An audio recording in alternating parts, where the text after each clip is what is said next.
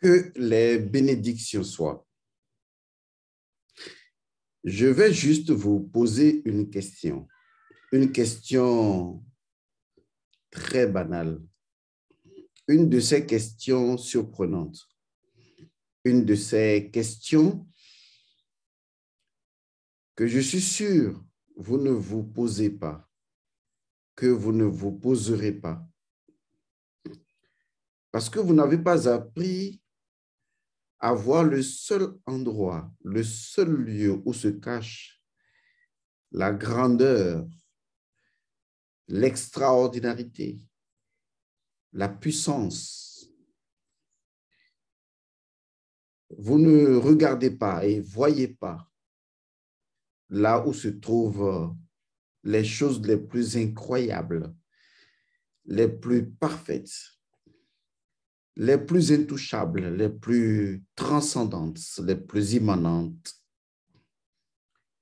Le seul endroit où ces choses-là se trouvent, c'est tout simplement dans les choses ordinaires. Nous sommes devenus tellement familiers aux choses.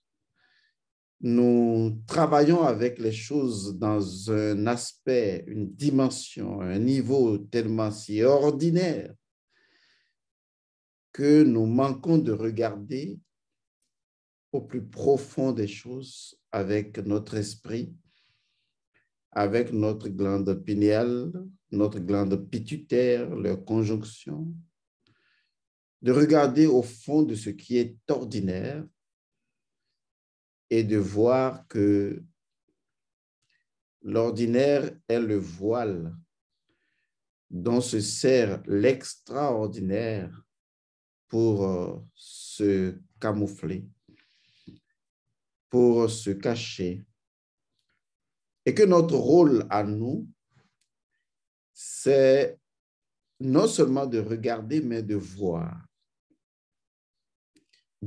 vraiment, d'avoir la vision, l'action de voir, l'acte par lequel nous créons le triangle parfait, c'est-à-dire les deux yeux physiques plus l'œil spirituel, l'interface triangulaire entre les deux nous permet de voir dans le visible et dans l'invisible.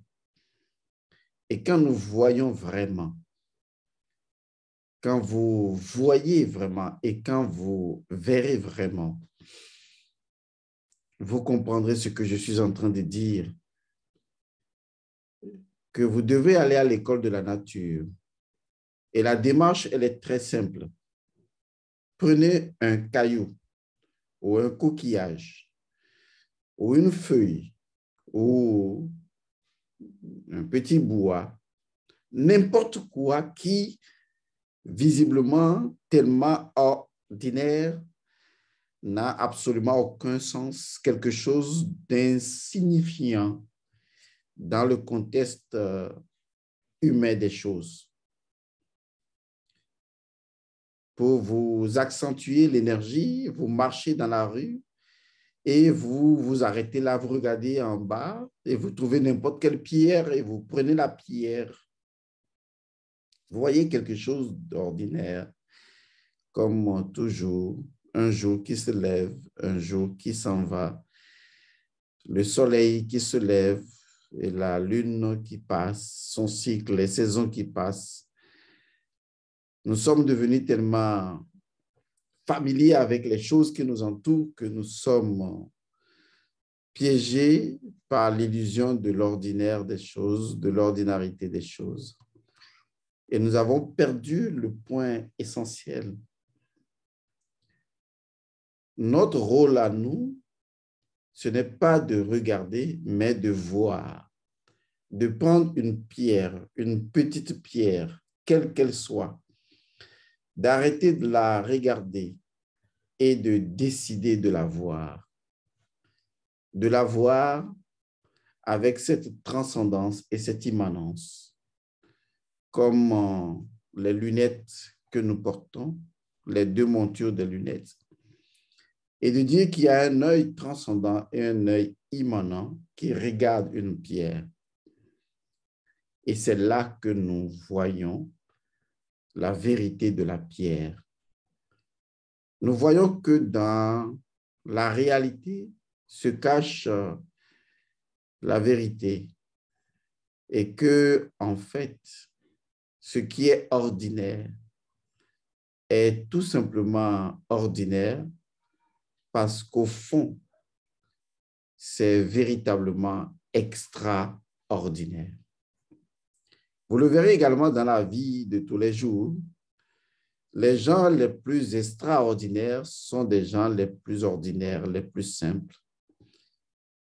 Parce que c'est ainsi que la grandeur se cache dans l'ordinaire des choses. C'est ainsi que l'esprit limité vient prendre un corps aussi fragile, aussi simple, aussi ordinaire. Il faut inverser votre capacité à regarder et c'est ainsi que vous tombez dans la vision, dans l'acte de voir la vérité des choses.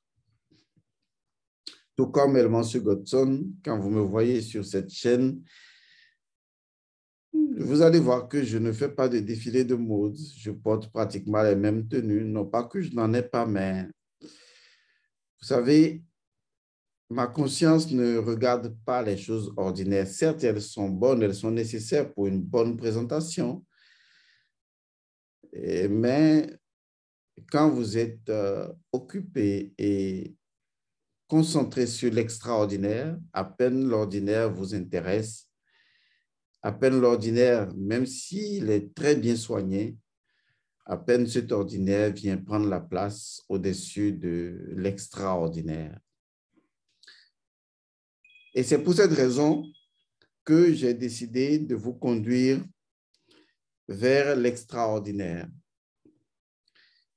L'extraordinaire vérité, l'extraordinaire entité spirituelle d'une chose si ordinaire qui circule dans votre bouche, la salive.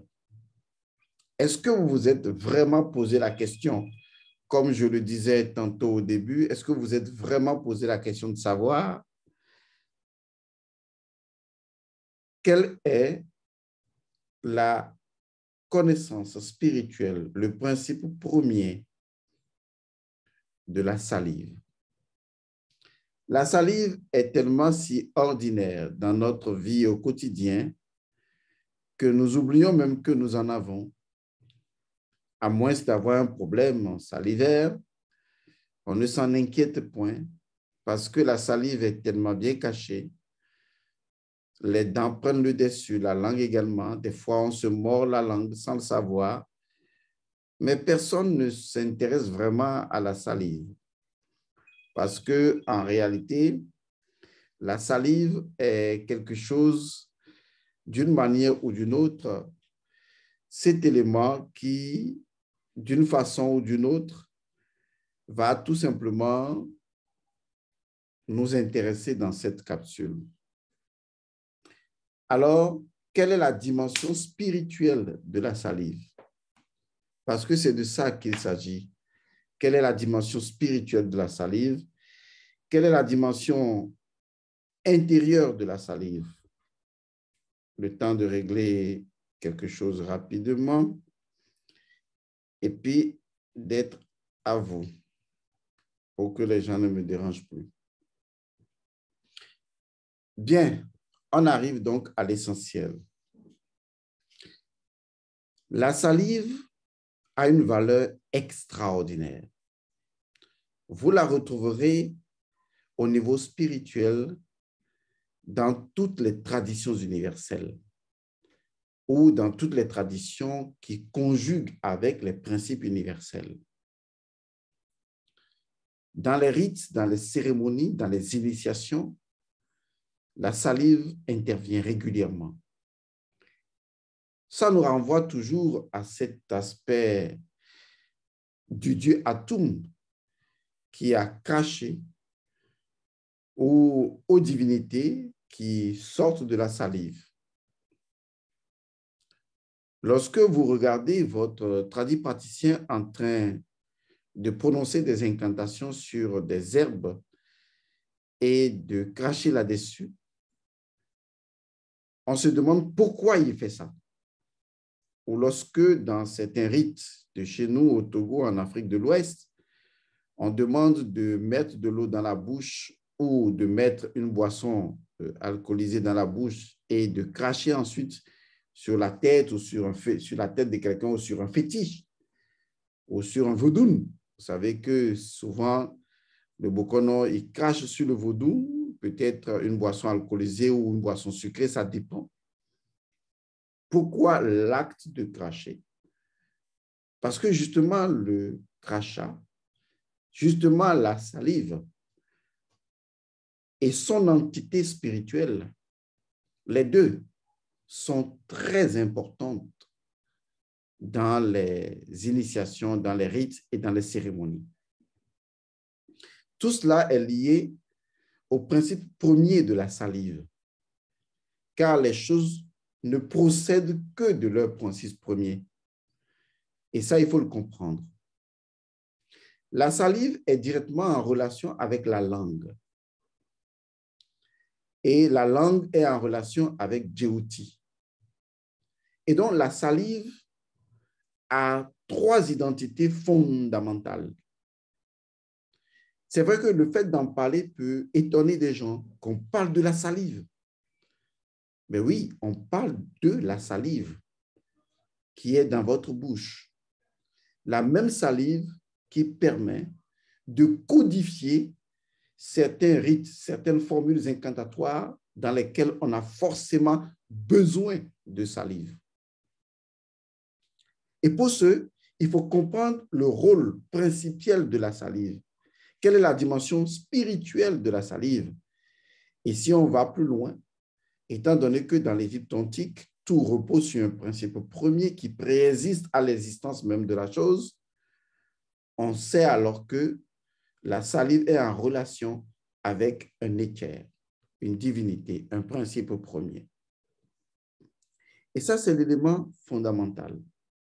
Alors, quelles sont les 3 identités fondamentales, n'est-ce pas, de la salive?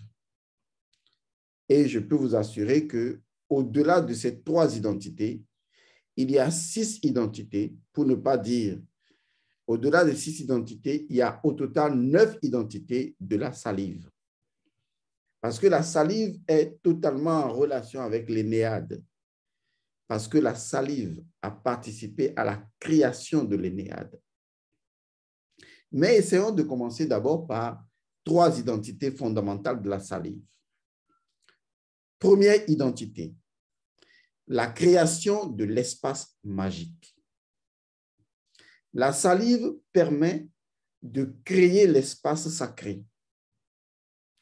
Lorsque on veut créer un espace du sacré pour permettre aux divinités ou à une divinité de venir siéger, c'est la salive qui le fait. La salive peut être mélangée à l'eau que l'individu va cracher ou à des boissons spécifiques. Mais pour préparer l'espace, pour permettre au féminin de prendre siège, parce que c'est le féminin qui s'occupe de préparer l'utérus dans lequel les rites et les cérémonies vont avoir lieu. C'est pourquoi la salive est également en relation avec le féminin, puisque pour que le dieu Atum puisse se masturber, il a besoin de salive, justement. Mais on ne va pas rentrer dans ces détails un peu trop intimes. Ah oui, intime. Tout ce qui est intime est hautement spirituel. C'est d'ailleurs pourquoi la main gauche est intime, parce que c'est la main de l'esprit, c'est la main du spirituel. Revenons à notre sujet. Donc, la salive permet de préparer l'espace sacré pour permettre aux divinités de venir siéger. En fait, les divinités ne siègent, même si cela est déclaré ou pas, les divinités ne siègent que dans la salive, qui est un élément inséparable du verbe. Et ça, il faut le garder à l'esprit. Donc, quand vous voulez préparer un espace sacré et qu'on vous dit mélangez de la salive à une statuette, mettez de la salive à tel endroit, faites de la salive à tel endroit, la salive est cette entité spirituelle qui vient préparer l'espace du rituel pour que les divinités puissent trouver siège. Ce n'est pas forcément dans l'aspect de purification, mais c'est plutôt dans l'aspect de prédisponibilisation pour que confortablement les divinités trouvent leur siège. Et ça, c'est la première identité de la salive. La salive sait le faire. Donc, on ne fait pas intervenir la salive parce qu'on a besoin juste de cracher. Non. La connaissance, l'intuition, l'éveil à cette dimension des choses va permettre au palais buccal, à la langue, dessous la langue et à l'œil spirituel, de rendre plus active l'entité spirituelle de la salive au moment où vous la faites intervenir dans l'espace. Et donc, la salive va créer la dimension du sacré de cet espace pour que la disponibilisation soit confortable aux différentes divinités qui viennent siéger. Autrement, sans la salive et l'entité spirituelle de la salive, les divinités ne se sentiraient absolument pas confortables.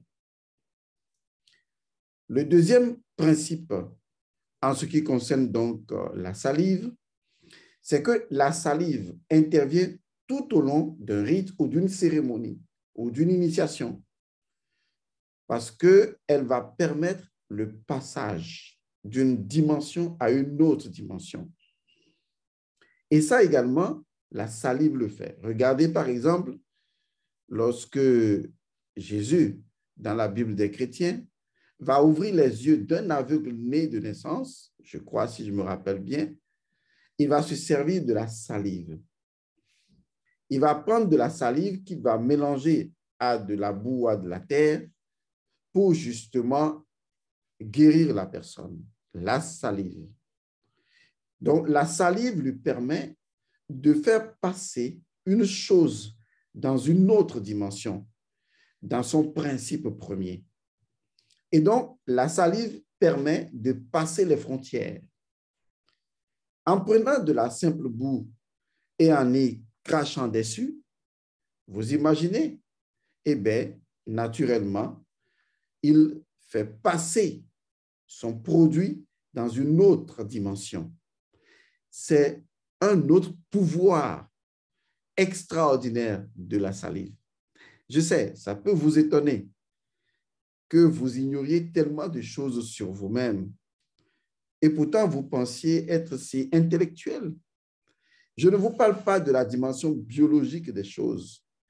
Je vous parle de la dimension principielle des choses. En crachant sur la boue pour soigner les yeux d'un aveugle, il fait passer le produit dans une autre dimension.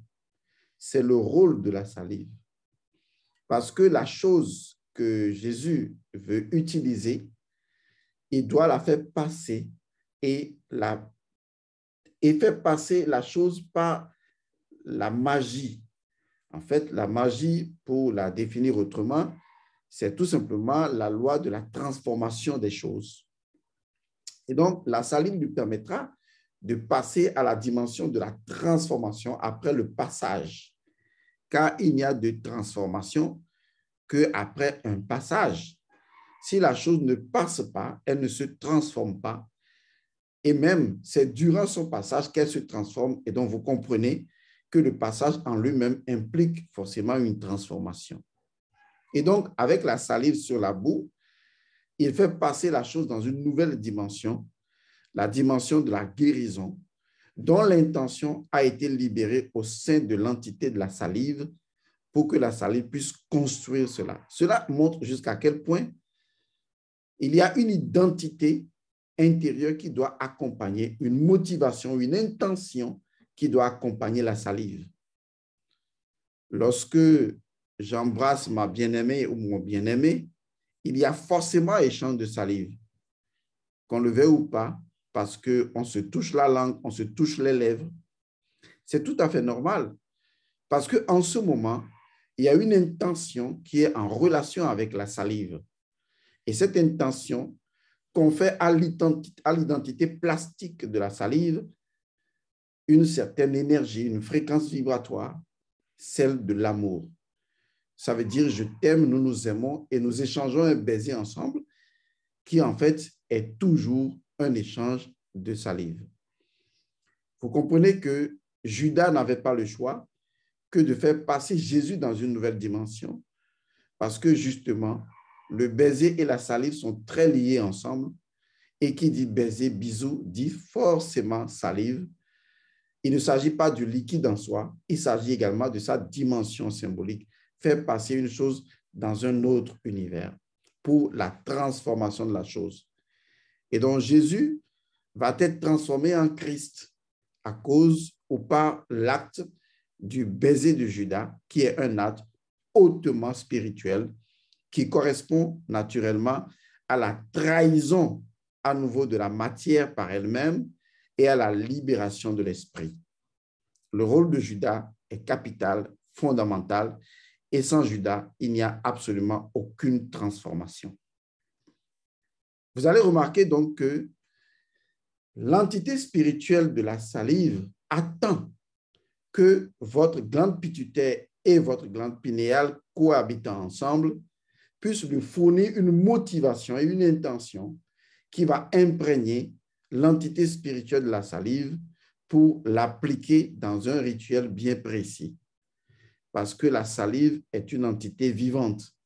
Elle doit engager une transformation. Et cette transformation peut être pour le bonheur ou pour le malheur. C'est pourquoi la salive sera également utilisée pour cracher sur des gens en signe de malédiction.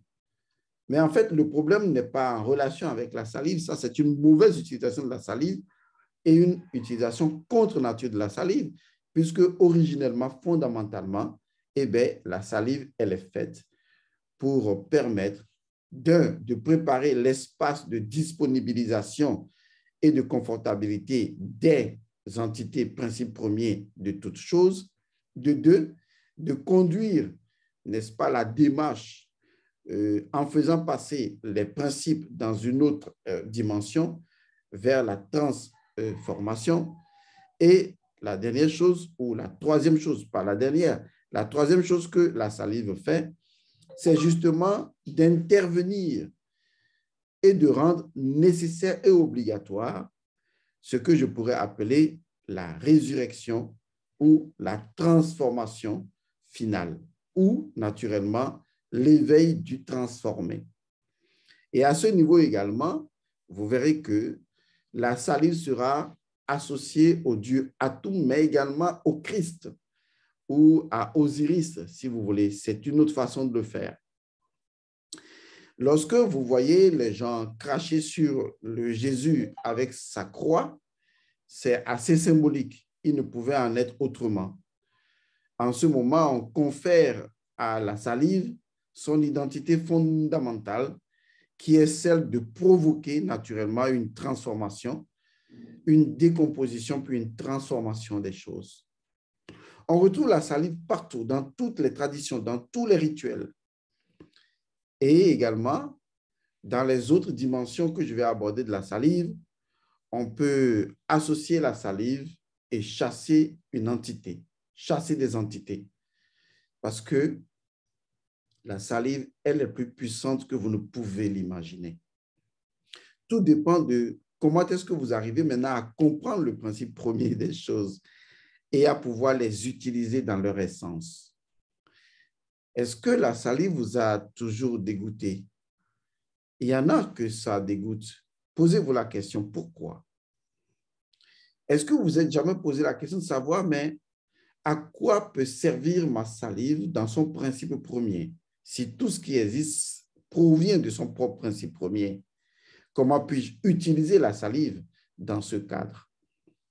Les gens qui viendront au séminaire sur Paris les 14, 15 et 16, la plupart ou pratiquement tous les rituels sont toujours en relation avec la salive. Et vous l'avez remarqué d'ailleurs dans plusieurs rituels que nous vous donnons dans les formations, il y a toujours l'intervention forcée de la salive. Peut-être que vous n'en compreniez pas la raison. Pourquoi il fait ça? Pourquoi il nous dit de mettre la salive ici, de mettre ceci là, ou de cracher sur ceci, de faire ça? Maintenant, vous commencez donc à comprendre. Tout ce que je viens de vous dire est assez élémentaire sur la salive. Je peux parler de la salive tout le temps, encore et encore. Et c'est là que vous réaliserez que la prochaine fois que vous souhaiteriez cracher, vous allez vous demander, je te crache pourquoi? Veux-tu aller où en ce moment-là? Et c'est ça qui va vraiment vous intéresser. J'aime bien quand on était tout petit, et même actuellement, moi, je le fais. Les gens qui sont autour de moi, certaines personnes s'étonnent de me voir le faire.